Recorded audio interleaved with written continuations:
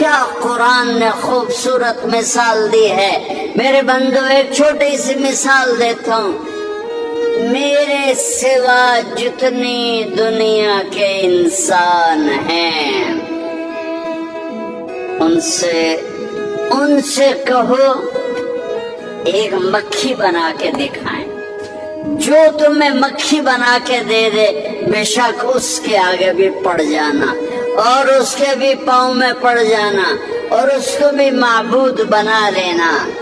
اور اگر ساری کائنات کے انسان، انبیاء، شہداء، اولیاء، صدیقین، واعظین، ناصحین، سائنسدان ایک مکھی تو کیا مکھی کا پر نہیں بنا سکتے، تو پھر مجھے چھوڑ کے کیوں بھاگتے ہو؟